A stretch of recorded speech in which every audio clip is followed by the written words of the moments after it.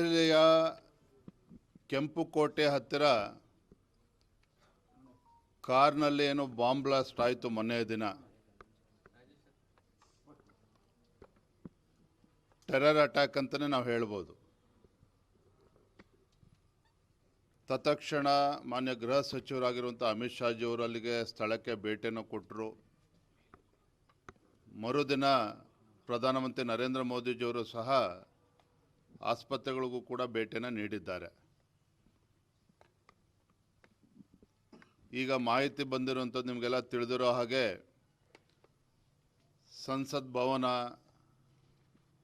ಬಿಜೆಪಿಯ ಕೇಂದ್ರ ಕಚೇರಿ,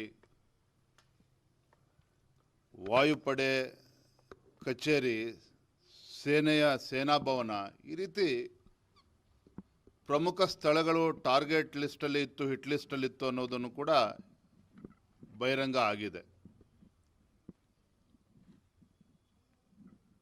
ಇಂಥ ಸಂದಿಗ್ಧ ಸಂದರ್ಭದಲ್ಲಿ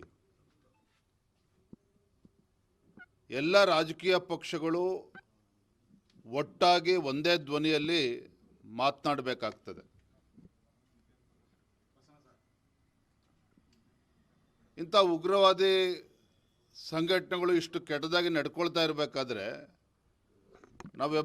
ನಾವೆಲ್ಲರೂ ಸಹ ಭಾರತೀಯರು ನಮ್ಮ ಮನೋಭಾವನೆಯಿಂದ ದ್ವಂದ್ವ ಹೇಳಿಕೆಯನ್ನು ನೀಡದೇನೆ ದೇಶದ ಪರವಾಗಿ ಒಂದು ಒಗ್ಗಟ್ಟಿನ ಪ್ರದರ್ಶನ ಮಾಡಬೇಕಾಗಿರ್ತಕ್ಕಂಥದ್ದು ಇದು ಆದ್ಯತೆ ಆಗಬೇಕಾಗಿತ್ತು.